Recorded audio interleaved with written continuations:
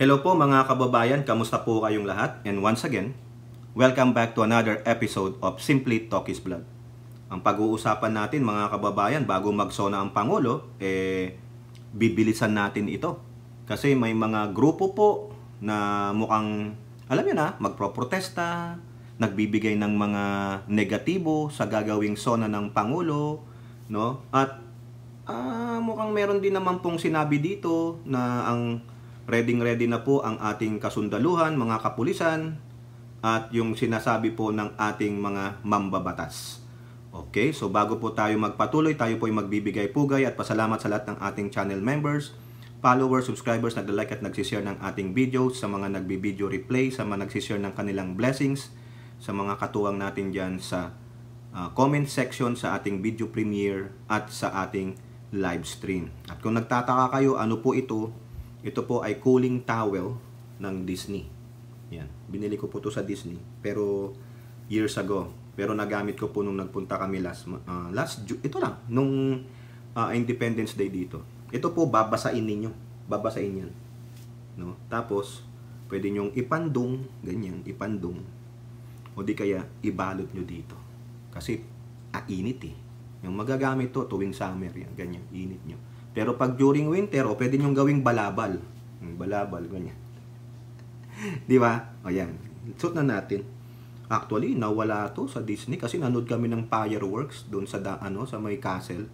Siksikan. Ginawa ko, pinantakip ko sa aking puwit.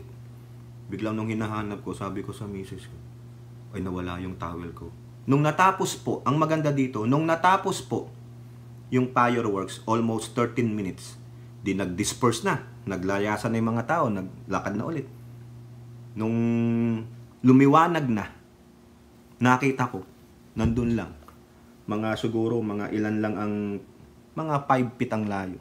Walang dumampot. Kasi hindi kanila. Hinayaan lang doon. Nakita ko, ito, sabi ko, ang mahal po nito. $19.99, almost $20 plus tax. Di ba? Sarap, masarap, magaang siya. No? Pero gusto ko babalik sa Disney kasi ang gaganda po ng mga souvenir. No, siguro kung may budget ulit, 'di ba? Elora, budgetan mo nga ako, Elora. Papuntahin mo ulit ang kuya mo sa Disney. Joke lang. Okay? So, ito na po, no? Marami po tayong article dito, pero papahapyawan na lang natin kasi malapit na mag-sona eh. Excited po ang lolo nyo sa sona, no? Abangers po tayo dyan. Okay? So, unahin natin ang balita sa Manila Bulletin. Ang sabi dyan, SONA 2024. Group calls 20 million budget unconscionable extravagance amid education crisis. O yan, may nagre-reklamo po dun sa budget ng Kongreso ba yan? Sa 20 million. Siyempre, alam nyo naman, marami silang idadahilan dyan. Sabi nila, ang mahal naman yan, 20 million. Nagkakaroon tayo ng education crisis. Teka muna. Kasalanan ba na yan ng Pangulo? Kasalanan ba yan ng Kongreso? Bakit ganyang kalaki ang budget? Ipinaliwanag na po yan ng Secretary General dyan sa lower house. At inayunan din ni ACT-CIS Party List Representative Erwin Tulfo. Ano po yan? Ginastify nila. Bakit kayo magre-reklamo? Lalong-lalo na sa edukasyon.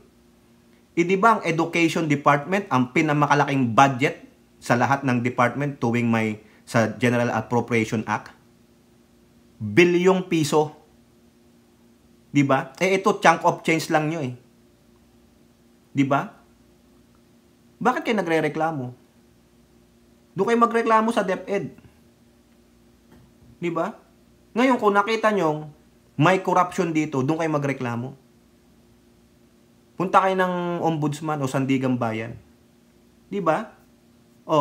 Puro kayo reklamo eh. Yung naratiba ninyo sayang yung pera, ganun, extravagant naman. Pinaliwanag na po yan. May article po dyan sa GMA News Online. Hanapin ninyo. Erwin Tulfo, Defense 20 million SONA budget. Di ba? Itong mga grupong ito, no? Itong Alliance of Concerned Teachers na naman. Concerned teachers, bakit talaga kayo? Ba't kayo nagre-reklamo dyan, 20 million, and hindi nyo reklamo yung budget ng DepEd? Di ba? Sinyo si Tamilmil. Wala siya nagawa para sa inyo. Sarili. Sisihin nyo. Sisihin nyo rin yung sarili nyo. Bakit hanggang ngayon, ngaw-ngaw kayo ng ngaw-ngaw? No? Nandyan lang kayo para mag-ngaw-ngaw. No? Wala kayong namang nagawa eh. Ano nagawa nyo para sa education? Di ba? Puro kayo ngaw-ngaw. No? Doon kayo magreklamo. Reklamo nyo doon sa ombudsman o sa Sandigang Bayan. Ha? O ito pa, isa pa tong palalo na grupo. Nakikisali pa. Ayan.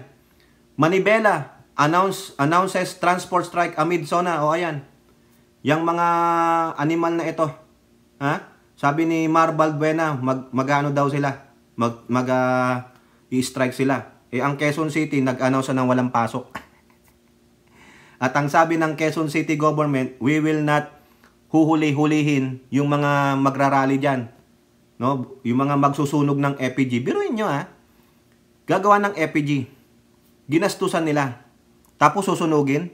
Tapos magre-reklamo ng, gutom na kami. Naghihirap kami. Putang ina, magkano ginastos nyo sa paggawa ng EPG? Magkano ginastos nyo sa paggawa ng mga banners? Instead of you guys working, instead of you guys let the government work, no? Maging productive citizen kayo ng bansa. Wala eh.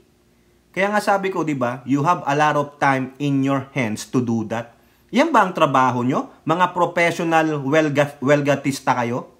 Siguro no, ang laki ng sahod diyan, no? Siguro kung malaki lang ang sahod, baka sumali na rin ako sa inyo eh. Meron bang 100,000 yan o 1 million a month, ha? Jason sa pagwiwelga? Sasali na rin ako. 1 million ba naman RN2 cents? Uwi na akong Pilipinas. Makikirali na lang ako. Sisigaw lang naman ako dun eh. Oh, makibaka, ibagsak, ganun lang, di ba? Oh, itong Manibela, sige, magrari ka lang diyan, karapatan mo yan eh. Pero kayong sisigaw ng, binayolate ang aming karapatan mag-assembly. Wala. Mga gunggong. Ito pa isa. Ha? Kita nyo yan, no? Yung mga graffiti nila, nang siopaw. EPG pala. Laki. Tanong ko, magkano ginastos nyo dyan sa mga EPG na yan? Magkano? May libo. Tapos sisigaw kayo, mahal ng bilihin. May pampagawa kayo ng ganyan. Yan ang sabi ng GMA, Bayan, progressive groups ready for Marcos SONA. Sige. Sige. Diyan daw sila sa Commonwealth magtitipon-tipon. Karapatan nyo yan. Pero huwag kayong sisigaw na binayolate ang inyong karapatan mag-assembleya. Huwag kayong sisigaw na kinakirtel ang inyong freedom of speech, freedom of assembly, rights to assemble. Walang gano'n, ha? Dahil pinahayaan kayo. Walang kumikitil ng inyong karapatan. Ha? Diba? Mga EPG, ang mahal-mahal. Ang ganda-ganda ng design nila. Tapos susunugin lang nila, sisirain nila. So therefore, nagtapon kayo ng pera.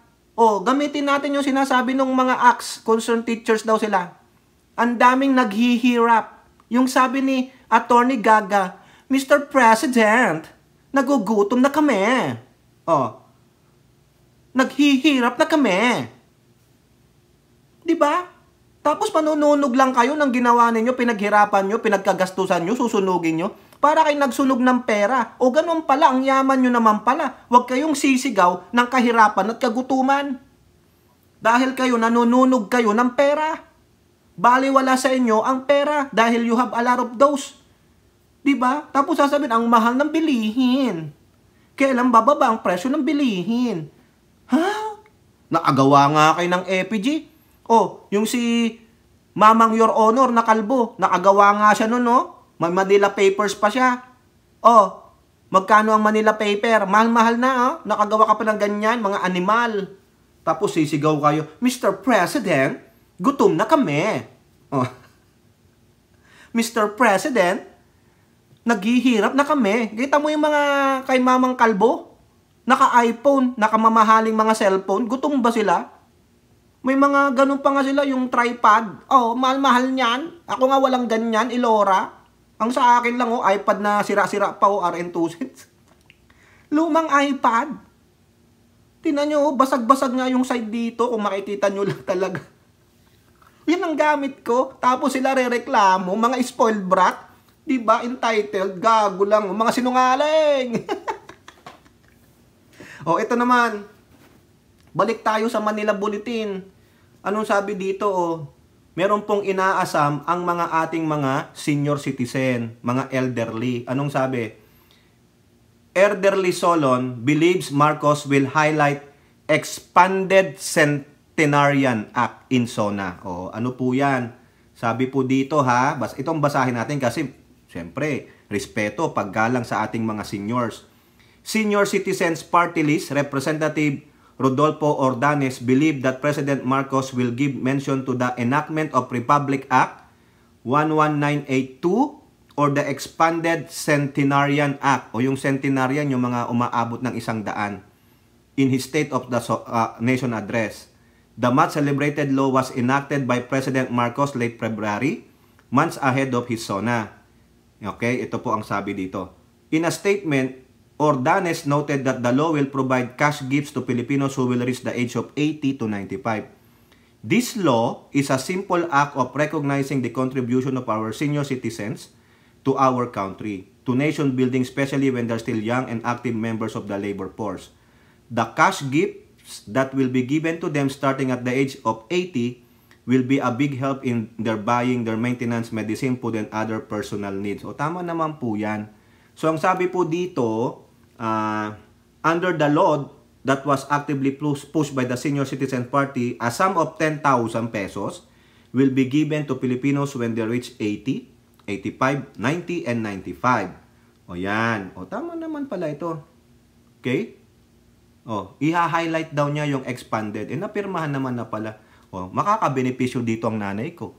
Kasi next year, mag-80 ng nanay ko. Yay! Alam nyo ba na, ano yan, hirap bumili ng mga medisina. Ang mahal-mahal, ang baba ng kanilang pension. O, 10,000. Pambili ng ano niya, ng pandagdag sa pambili ng kanyang gamot. O, di ba? Yun. Ganda yun sa mga senior. O, okay? Ngayon, wag nyo nang kupitan yan. Bigay nyo yan sa mga magulang ninyo, yung 10,000. Pambili talaga nila ng gamot yan. Yung iba dyan, kinukupitan pa eh. Di ba? O, ito na po. Yung ating presidente, nagpa-practice na. Ha? Si Ninong, nagpa-practice na. Paano magsalita sa entablado? Para namang di nagsasalita to si Ninong, oh. Ikaw naman, oh. O, tingnan nyo yung larawan, oh.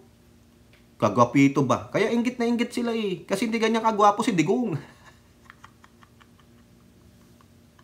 Di ba, Elora? O, tingnan nyo. Sa politiko, SONA ready na. Marcos eager to share strides, future plans for Filipinos. So, nag-practice po siya, nag-practice. Ha? Yan. Getting ready for my third SONA. Can't wait to share the strides we're made and the future we're building for the Filipino people. Ayun po ang sabi ni Pangulong BBM sa kanyang social media account. O, ayan ha. O, pinapakita ko lang sa inyo. Ang gwapo talaga ng Pangulo. Mas gwapo yan bukas pag nandun ako. Okay? O, balik tayo dito. Manila Bulletin. Marcos delivers third SONA on Monday. O, ayan lang.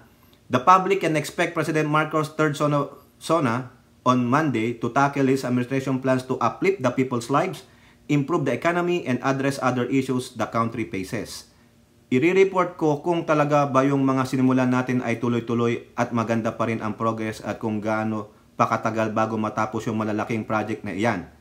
We will also report on the state of the nation in the sense that what are the lives of our people, how are they doing, the economy, how is it doing, criminality, yan. How are we doing in other problems, social problems such as drugs, such as different threats that had been coming to us. Sa totoo lang, ang pinaka-problema namin ay paano namin ipagkakasya lahat doon sa isang SONA na mga isang oras na salita. O kasi ang dami ring accomplishment ng mga ibang department, di ba? Kaya't ang ginawa namin ay meron kami mga ginawang brief. A report to the nation, yan, which goes into the detail. The detail that I cannot go into during the SONA dahil masyadong mahaba. O, correct. No? Kailangan, dapat, sakto lang, pero informative. Yung naintindihan din ng tao. Ha? Okay? Every Filipino have unanimously risen to the challenge that we have made to them to be part of the nation's future. Sa bagong Pilipinas. Yan po yan. Handa silang maghandog ng tulong dahil mahal nila ang kanilang kapwa Pilipino at mahal naman nila ang Pilipinas. Okay, very good po yan, no? Huwag kayong maniwala kay Tamilmin na mahal niya ang Pilipinas, no? Wala nga unang-una. Wala nga siyang masabi sa West Philippine Sea issues. O ngayon, medyo na avert yung tension. O, di ba? Kaya nga nagkaroon ng open line communication ni-rise up nila yung communication line between Philippines and China. Ano nangyari? Nagkasundo. Paano gagawin ang Rory mission sa Ayungin? O, pero hindi po nagbigay ng details pa ang DFA. Baka pinapolish pa. Ha? O, ito pa. Sama na natin ito. Manila Bulletin ulit. Third SONA presents perfect timing for the President to announce policy statements and legislative directions. In politics, timing is everything. It's largely for this reason that House Speaker Martin wants the Chief Executive to renew his signature message of unity among all Filipinos. Unity was President Marcos' clarion call during the 22 elections where he scored a historic majority victory. I expect the President to emphasize the importance of unity among Filipinos and highlight how collective efforts can lead to national progress. Furthermore, I anticipate a focus on the continued and immediate delivery of essential social services to ensure the needs of the people are met promptly and effectively. O correct. Agree po ako dyan. No? On charter change. So, ito yung inaantay natin sa charter change. No?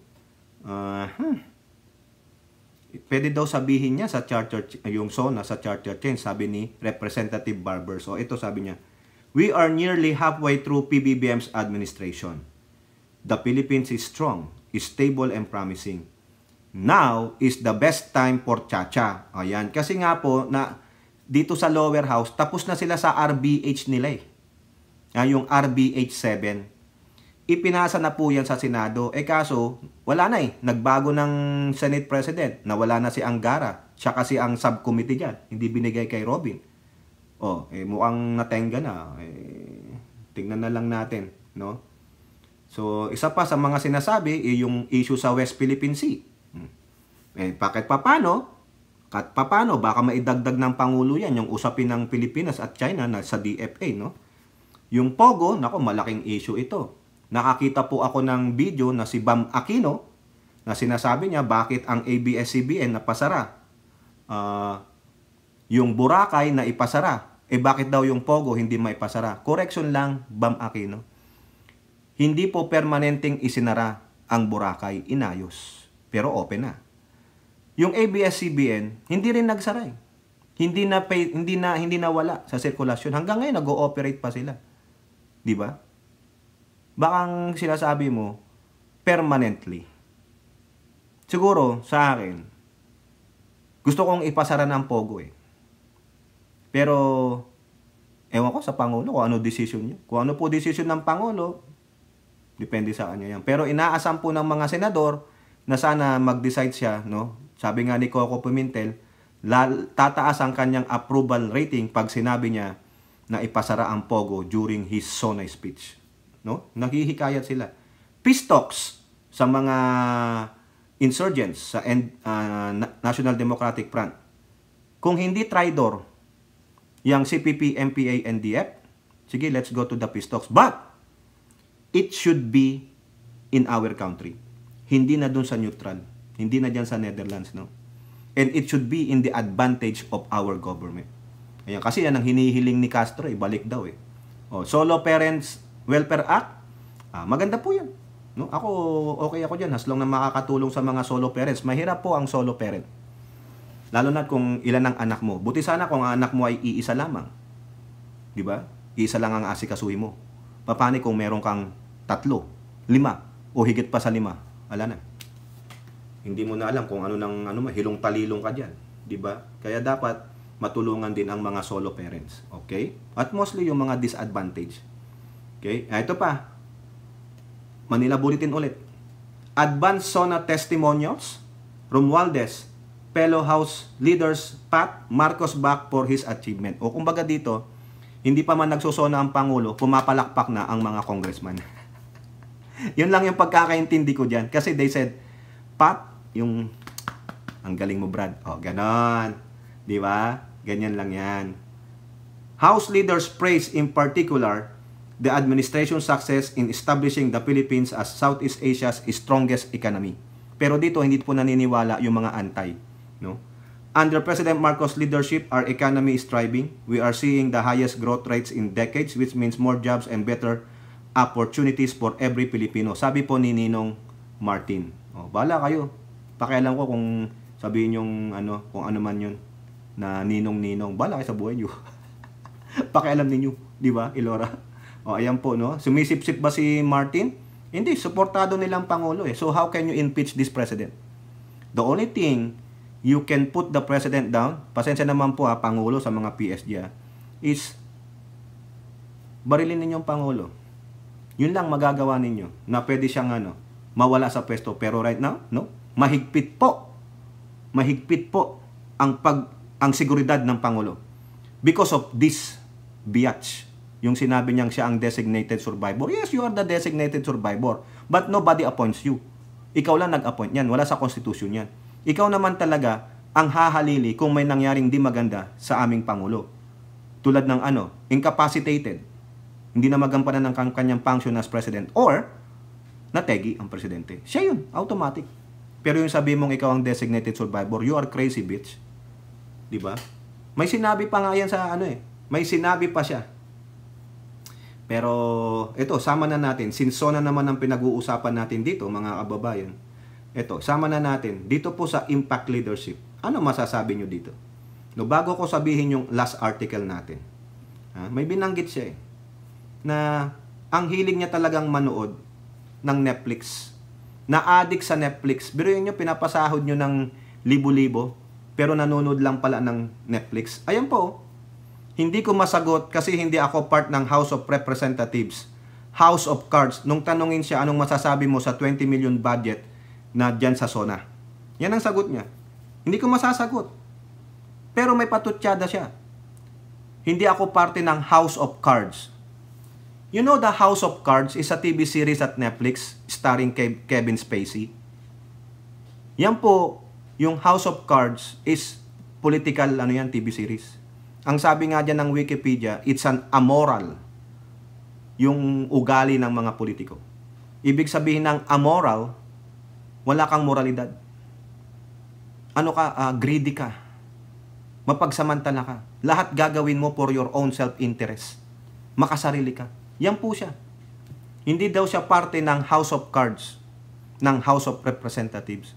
So, ibig sabihin, yung kapatid niya ay isang amoral din na tao. Parte ng House of Cards. Diba? So, pinatotohanan niya lang na yung kapatid niya ay may 51 billion. Diba? Parte siya ng House of Representatives Yung kuya niya, First District Representative Paulo Duterte, o member ka ng House of Representatives, therefore kabilang ka sa House of Cards. O diba, tanga lang talaga ito. Anong klaseng vice presidente ito? Sobrang immature talaga. Ganyan po. Ito po yung salin lahi ni Rodrigo Duterte. Ang nakuha nitong gene sa tatay niya ay yung pagkabastos. Walang respeto sa kapwa niya mga politiko. Sa mga kapwa niya opisyal. Kasi sabi niya, ako lang at ako lang. Ako lang ang magaling. Hindi niya nire-respeto ang mga kapwa niya mga opisyal. O ano kayang masasabi diyan nila Suarez? Nung mga young guns na politiko, ng mga congressman.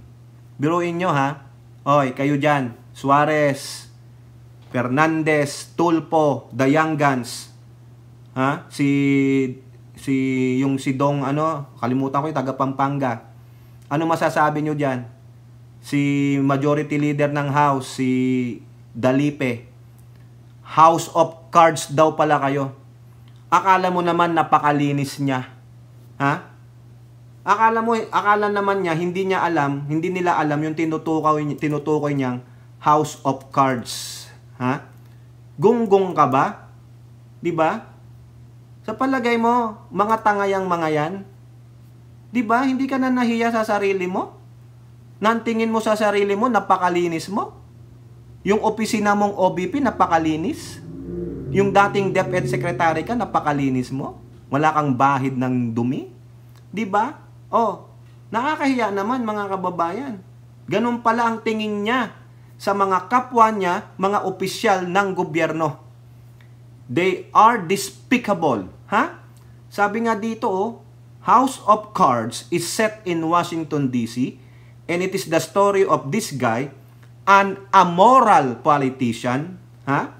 When you talk about amoral, yung sinasabi ko kanina, ibig sabihin yan, lacking of moral sense, unconcerned with the rightness or wrongness of something.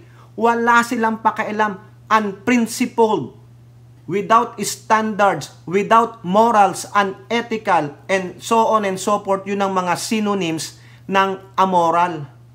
So therefore, yung House of Representatives are amoral people. Lahat sila. So therefore, yung kapatid niya, wala ring prinsipyo.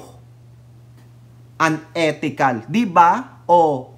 Di binastos mo rin yung kapatid mo. What does it tell you? Duterte yon o ano kayo? Pare-pareho lang pala kayo. Tapos magsasalita ka ng ganyan, feeling mo ikaw lang ang malinis. Di fuck you bitch, di ba? Come on. Mabuti pa na lang na itiniko mo na lang yung bibig mo, yung dating gawi. No comment. Diba? Sabi nga ng ibang komentor dito, babad sa Netflix ang puta. Diba? Tama naman. Pinapasahod mo ng ilang libong piso. Pero yung pala, Netflix. Baka hindi lang Netflix yan. Baka may Prime Video pa siya. Baka may Hulu pa. Ha? Baka meron pang Disney Plus. Yung bundled. At kung ano-ano pang streaming videos, mga kababayan. O bakit hindi mo maipaliwanag yung 125 million mo? Bakit hindi mo maipaliwanag dati nanghihingi ka ng CIF? Di ba? Ay, wala talaga. Ito, yung katulad ng tatay niya, yung genes ni Duterte na walang respeto sa kapwa nilang mga politiko. It's all about the Dutertes. They are also amoral people, amoral family. Ayun lang yan. Ibalik natin sa kanila. Akala niya kasi hindi maibabalik sa kanila mga kababayan No? O ngayon, pasok tayo dito. Balik tayo sa SONA. Ito po ang sinisiguro ng ating AFP at ng ating kapulisan. No? Tingnan lang natin yung sa PhilStar, no? Para makuha natin. Kasi sabi po dito sa GMA News, AFP ready to secure Marcos dignitaries on SONA 2024. Ayun po ang sinasabi, no, pahayag ni AFP spokesperson Colonel Francel Padilla. Sa side ng AFP, handang-handa na kami. Kami ay humahalinhin sa iba't ibang roles that we will be playing in this. Ayan. We're also ready to perform our mandate in securing the President and our dignitaries for this upcoming SONA. Nako, yari po kayo dyan, no? Huwag kayong gagago-gago. Kasi nagbanta ang inyong Vice Presidente. It's not a joke. It's not a bumpret.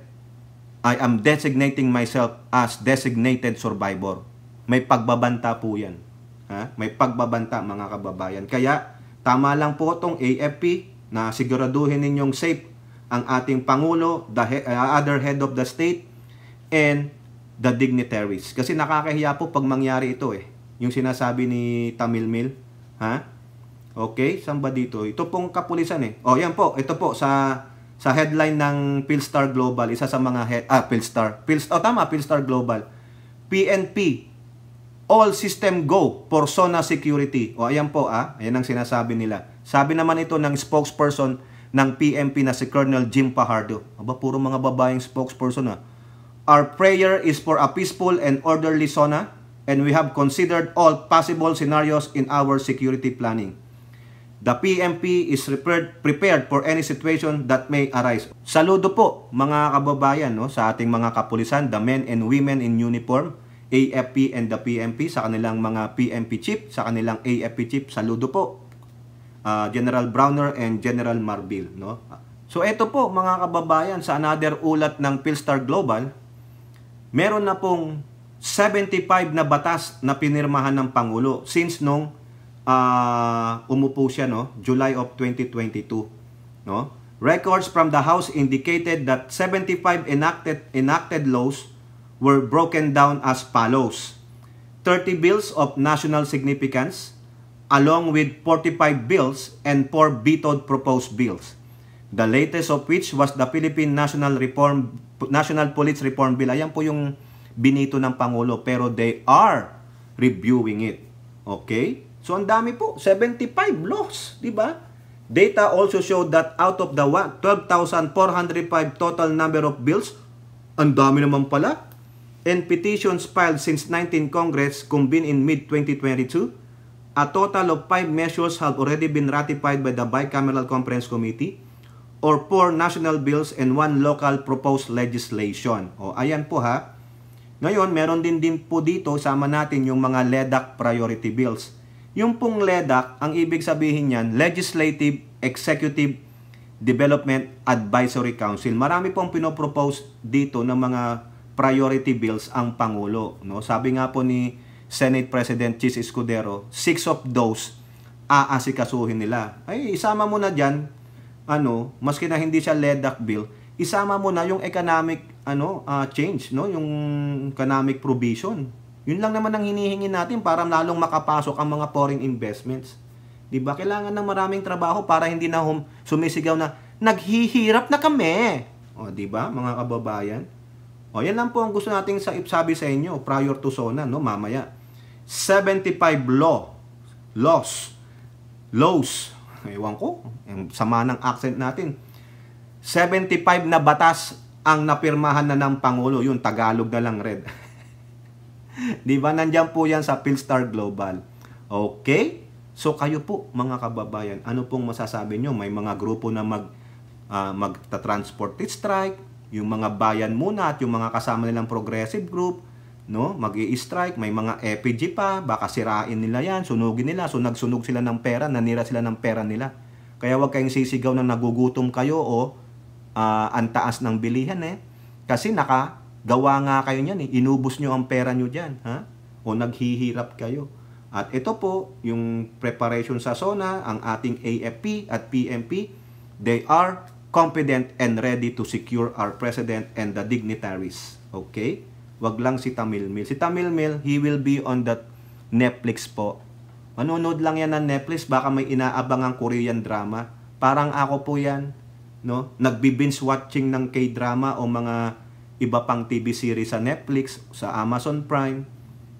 Meron din akong Disney, may Peacock pa nga ako Oh, 'di ba?